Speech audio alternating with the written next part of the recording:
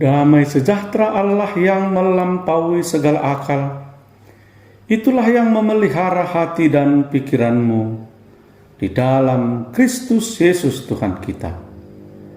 Amin. Bapak, Ibu, saudara-saudari terkasih dalam nama Tuhan Yesus Kristus, kita berjumpa pada kesempatan kali ini dengan firman Tuhan yang menjadi khotbah di perayaan Jumat Agung di tanggal 7 April 2023. Firman Tuhan yang menjadi khotbah kepada kita di hari Jumat Agung ini tertulis dalam Ibrani pasal 5 ayatnya yang ke-7 sampai ayat yang ke-10, dan tema di Jumat Agung ini yang ditetapkan kepada kita adalah Yesus, pokok anggur keselamatan yang abadi. Demikian pembacaan firman Tuhan. Dalam hidupnya sebagai manusia, ia telah mempersembahkan doa dan permohonan dengan ratap tangis dan keluhan kepada Dia yang sanggup menyelamatkannya dari maut. Dan karena kesalehannya, ia telah didengarkan. Dan sekalipun ia adalah anak, ia telah belajar menjadi taat dari apa yang dideritanya. Dan sesudah ia mencapai kesempurnaannya, ia menjadi pokok keselamatan yang abadi bagi semua orang yang taat kepadanya. Dan ia dipanggil menjadi imam besar oleh Allah menurut peraturan Melkisedek. Demikian pembacaan firman Tuhan. Saudara yang dikasihi oleh Tuhan Yesus Kristus dimanapun saat ini berada, kami berharap pada Jumat Agung ini kita semua boleh merenungkan bagaimana kasih Tuhan yang rela berkorban sampai kepada memberikan nyawanya, sampai kepada kematian untuk menebus dosa-dosa manusia. Hari ini seluruh orang Kristen di seluruh dunia merayakan Jumat Agung ini sebagai penghormatan, sebagai perenungan atas kematian Tuhan Yesus Kristus untuk menebus dosa-dosa kita. Saudara-saudara, kematian sesungguhnya menjadi hal yang menakutkan dalam kehidupan manusia.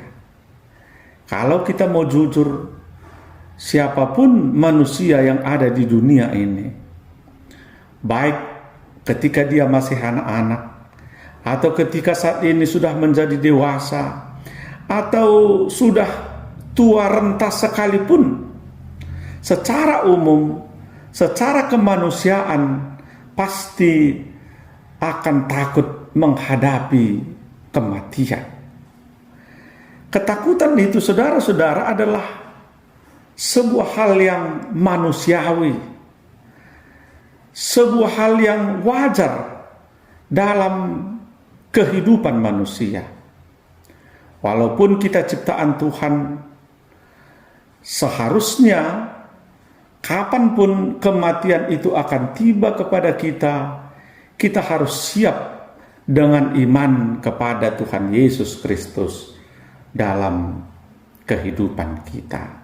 Saudara-saudara, sebagai orang Kristen, kita harus memahami sebuah pengajaran bahwa Tuhan Yesus Kristus sesungguhnya Dia adalah Allah 100%, dan juga manusia 100%. Dalam istilah teologi, hal ini dikatakan sebagai hipostatik, artinya persatuan pribadi yang digunakan untuk menjelaskan Allah dalam Yesus Kristus yang telah mengambil rupa sebagai manusia. Namun pada saat yang bersamaan, Allah adalah sempurna di dalam Tuhan Yesus Kristus. Firman Tuhan katakan di Yohanes pasal 1 ayat 14 bahwasanya firman itu telah menjadi manusia. Allah telah menjelma menjadi manusia, dan itu tidak bisa dipisahkan, sehingga orang Kristen, kita sebagai pengikut Kristus, mengimani bahwa di dalam Yesus Kristus Dia adalah Allah 100% dan manusia 100%. Saudara-saudara, sebagai manusia yang diutus oleh Bapaknya untuk melakukan karya penyelamatan atas dunia ini, sesungguhnya Yesus paham apa yang harus dilakukannya. Dia paham atas segala proses yang akan dilaluinya. Dia juga tahu betul bahwa Ia akan diserahkan kepada orang-orang Farisi, kepada imam-imam Yahudi, kepada ahli-ahli Taurat, yang pada akhirnya Dia akan disalibkan seperti seorang penjahat, bahkan harus memberikan nyawanya sebagai bentuk pengorbanan yang sempurna untuk menyelamatkan umat manusia. Dalam hal inilah Bapak Ibu Saudara-saudara, sebagai manusia, Tuhan Yesus sesungguhnya punya pergumulan yang luar biasa tentang persoalan yang akan Dia segera hadapi. Itulah sesungguhnya yang menyebabkan Tuhan Yesus ketika akan tiba saatnya bahwasanya Ia akan ditangkap, Dia mengajak murid-muridnya untuk berdoa di Bukit Zaitun. Kita bisa membaca kisah lengkapnya di Matius 26 ayat 36 sampai 46. Dalam kondisi malam itu, Dia berkata kepada murid-muridnya, "Hatiku sangat sedih, seperti mau mati rasanya." Itulah sebabnya Dia mengajak murid-muridnya, dan pada saat itu Dia berdoa, sujud kepada Allah dengan mengatakan, "Ya Bapakku, jikalau sekiranya mungkin, biarlah cawan ini berlalu daripadaku, tetapi janganlah seperti kehendakku, melainkan seperti yang Engkau kehendaki." Saudara-saudara, ketika kita membaca di Matius 26 ayat 36 sampai 46 ini, berulang kali Yesus menyampaikan doa tersebut kepada Bapaknya sebagai bukti bahwa sesungguhnya hatinya gundah gulana. Dia mempunyai problema yang luar biasa berat yang dirasakannya sebagai bentuk kemanusiaannya yang sedang mengalami pergumulan hidup yang berat ketika itu. Sebagai manusia, Yesus mengalami ketakutan yang luar biasa. Dia menghadapi kesedihan. Akan tetapi, Bapak Ibu Saudara-saudara, yang perlu kita garis bawahi di sini adalah dalam doa Tuhan Yesus di Taman Getsemani itu, Dia sesungguhnya menyerahkan segala sesuatu kepada kehendak Allah Bapa yang di surga. Apa sesungguhnya makna doa ini dalam kehidupan iman kita sebagai orang Kristen ketika kita sedang menghadapi pergumulan yang sangat berat dalam kehidupan kita? Saudara-saudara, yang pertama yang mau disampaikan adalah Yesus mau menyampaikan bahwa dalam keadaan susah, dalam keadaan sedih yang dialaminya, Dia tetap percaya kepada Allah Bapa, dan Dia tetap pasrah kepada Bapaknya terhadap apa yang sedang dan akan dialami dalam kehidupannya. Yang kedua, Bapak Ibu Saudara-saudara, Yesus mau menyampaikan tentang pengharapannya kepada Bapaknya, bahwasanya dia tidak akan sia-sia. Apa yang dilakukannya tidak akan sia-sia untuk menyelamatkan kehidupan manusia. Yang ketiga, makna dari doa Tuhan Yesus itu mau menyampaikan bahwa Yesus mengutamakan kehendak Bapaknya yang terjadi dalam kehidupannya. Saudara-saudara, tentu ini menjadi sebuah pengajaran kepada kita.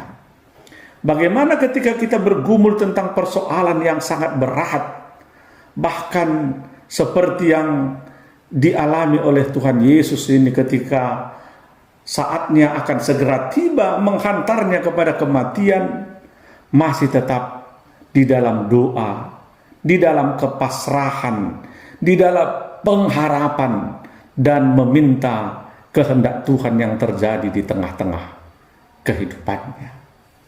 Surat Ibrani ini, saudara-saudara, ditulis oleh Rasul Paulus kepada orang-orang Ibrani yang sudah menjadi Kristen, sudah menjadi percaya kepada Tuhan Yesus Kristus, yang ketika itu melalui berbagai tekanan dalam kehidupan mereka, ada banyak orang Kristen Ibrani yang pada akhirnya meninggalkan Tuhan Yesus.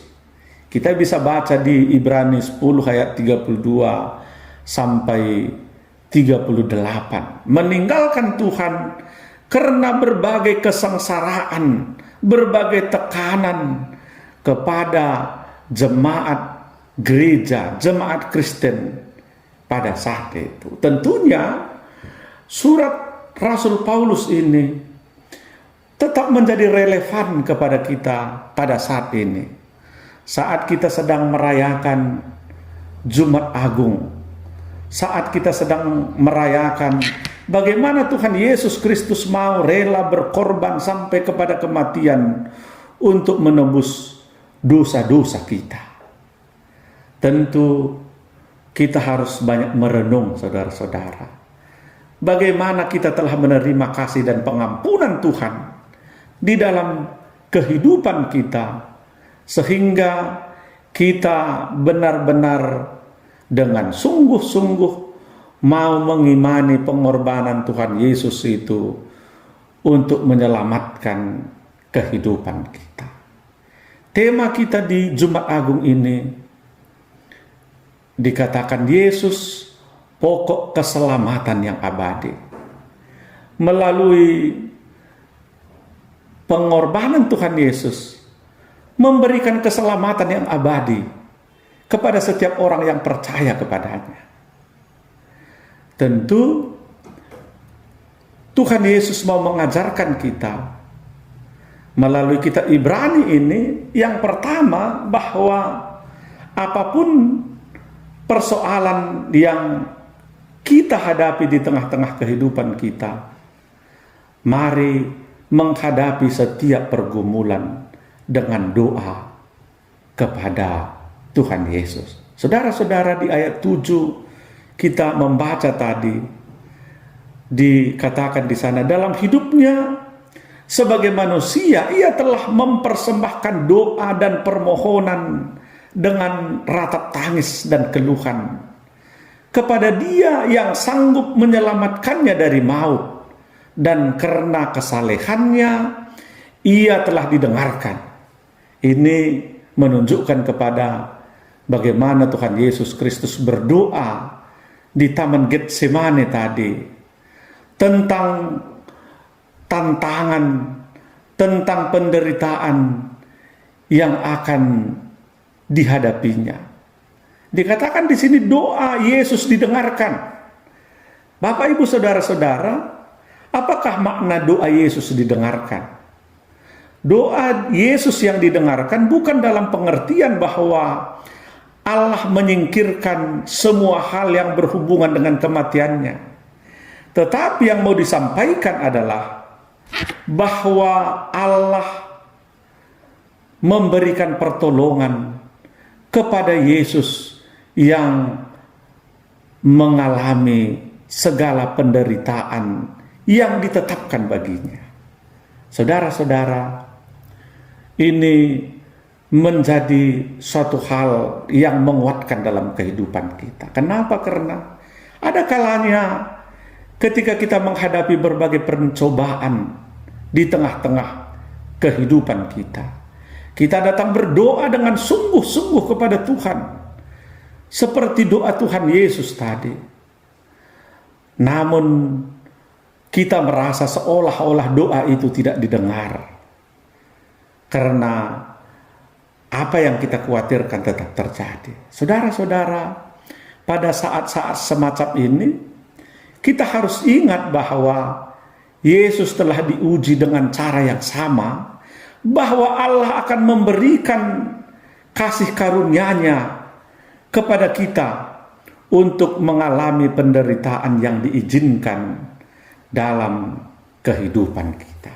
Jadi sekali lagi saudara-saudara, doa tidak harus untuk merubah keadaan yang akan kita alami, tapi doa itu akan menguatkan kita untuk menghadapi persoalan yang akan kita alami di tengah-tengah kehidupan kita.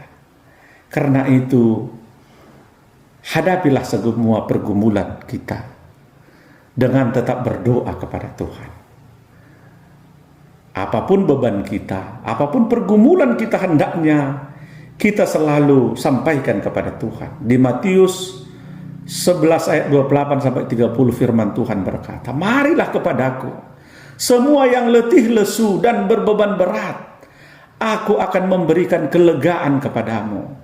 Pikulah kuk yang kupasang dan belajarlah padaku, karena aku lemah lembut dan rendah hati, dan jiwamu akan mendapat ketenangan, sebab kuk yang kupasang itu enak dan bebanku pun ringan." Saudara-saudara, ketika kita menyampaikan segala pergumulan kepada Tuhan, maka Tuhan akan mengubahkannya dari hal yang berat itu menjadi ringan untuk kita pikul dalam kehidupan kita. Yang kedua yang mau disampaikan Bapak Ibu Saudara-saudara, melalui sebuah penderitaan itu kita mau belajar menjadi taat kepada Tuhan. Di ayat 8 tadi dikatakan, "Dan sekalipun ia adalah anak, ia telah belajar menjadi taat dari apa yang telah dideritanya." Itu dijelaskan oleh Paulus kepada jemaat Ibrani tentang kesaksian hidup Tuhan Yesus yang boleh mengambil sikap belajar untuk senantiasa taat kepada Bapaknya dalam setiap pergumulan kehidupan. Kita melihat di akhir doa Tuhan Yesus itu mengatakan, "Jadilah kehendakmu, jangan kehendakku jadi, tapi jadilah kehendakmu." Bapak Ibu Saudara-saudara, kita bisa saja punya permohonan yang banyak kepada Tuhan. Dalam setiap pergumulan kita bisa saja memohon banyak hal kepada Tuhan. Tapi yang perlu kita imani dan pahami adalah, biarlah segala sesuatunya tetap Tuhan yang menjadi penentu. Tetap kehendak Tuhan yang jadi dalam kehidupan kita. Yang ketiga yang mau disampaikan melalui khotbah kita hari ini adalah bahwa pengorbanan Kristus membawa keselamatan abadi kepada kita. Saudara-saudara, di Yesaya pasal 53 ayat 3 sampai 5 dikatakan, "Ia dihina dan dihindari orang, seorang yang penuh kesengsaraan dan yang biasa menderita kesakitan. Ia sangat dihina sehingga orang menutup mukanya terhadap dia, dan bagi kita pun dia tidak masuk hitungan. Tetapi sesungguhnya penyakit kitalah yang ditanggungnya, dan kesengsaraan kitalah yang dipikulnya. Padahal kita mengira dia kena tulah, dipukul dan ditindas Allah. Tetapi dia tertikam oleh karena pemberontakan kita. Dia diremukkan oleh karena kejahatan kita. Ganjaran yang mendatangkan keselamatan bagi kita ditimpakan kepadanya. Dan oleh bilur-bilurnya kita menjadi sembuh. Hal ini mau mengatakan kepada kita bahwa pengorbanan Kristus membawa keselamatan abadi kepada setiap orang yang percaya kepadanya. Dialah imam yang menyelamatkan kita. Dialah Tuhan yang menebus kita, sehingga kita mempunyai keselamatan abadi di tengah-tengah kehidupan kita yang percaya kepada Tuhan Yesus Kristus yang telah mau mati untuk menebus kita. Saudara-saudara, kematian Tuhan Yesus untuk menyelamatkan kita. Ada yang menggantikan kita seperti firman Tuhan di Yesaya tadi. Ada sebuah ilustrasi tentang sebuah cerita legendaris yang pernah terjadi di daerah Pakpak, saudara-saudara. Di Pakpak Barat tepatnya, di sebuah desa, di sebuah kampung yang ada di Pakpak Barat. Ada sebuah dusun di sana, disebut dusun itu adalah dusun kuda pendedah. Kuda adalah hewan, pendedah itu artinya penjaga. Kenapa tempat itu dikatakan kuda pendedah atau kuda penjaga? Konon dulu katanya ada seseorang raja di tempat itu, dan di ladang di mana dia mau bekerja, di pondok-pondoknya ditinggalkanlah anaknya, dan untuk menjaga anaknya ini dibuatlah kuda. Saudara-saudara, ketika orang tuanya bekerja, anaknya tinggal di pondok-pondoknya dan dijaga oleh seekor kuda. Rupanya ketika orang tuanya ini pergi, maka ada orang jahat yang membakar ladang itu berikut bersama pondoknya, sehingga terkenalah kepada anak yang ditinggalkan di ayunan yang dijaga oleh kuda tersebut. Saudara-saudara, ketika api itu menjadi besar, maka kuda itu pun mengambil sikap. Dia memeluk anak kecil yang ada dalam gendongan tersebut. Tapi api tetap membakar ladang dan pondok itu. Apa yang terjadi, saudara-saudara? Untuk menjaga, menyelamatkan seorang anak kecil itu, akhirnya kuda itu menjadi mati. Dalam pelukannya, anak-anak yang dijaganya itu selamat. Ketika orang tuanya tiba, mereka menangis karena menganggap anaknya sudah mati karena terbakar oleh api tadi. Tapi ternyata anak itu selamat, tapi kuda penjaganya mati, saudara-saudara. Kuda merelakan tubuhnya terpanggang oleh api demi menyelamatkan seorang anak kecil yang dalam ayunan tadi. Saudara-saudara, gambaran itu mau menyampaikan, mewakili tentang pengorbanan Tuhan Yesus untuk menyelamatkan kita segenap umat yang percaya kepadanya. Untuk itu kita telah diselamatkan dengan harga yang mahal. Maka kita harus tetap percaya. Kita harus benar-benar mengamini penyelamatan yang telah Tuhan berikan kepada kita, dengan tetap memegang iman kepercayaan kita dengan tetap hidup penuh dengan kasih. Karena kasih Tuhan Yesus sajalah Dia mau berkorban untuk menyelamatkan kita, maka kita pun senantiasa harus hidup penuh dengan kasih dalam kehidupan kita. Amin. Mari kita berdoa. Terima kasih Tuhan buat pengorbanan Tuhan Yesus Kristus untuk keselamatan abadi bagi setiap orang yang percaya. Ajari kami Tuhan, agar kami tetap memelihara iman percaya kami kepadamu. Dalam nama Yesus Kristus, Juru Selamat kami. Amin.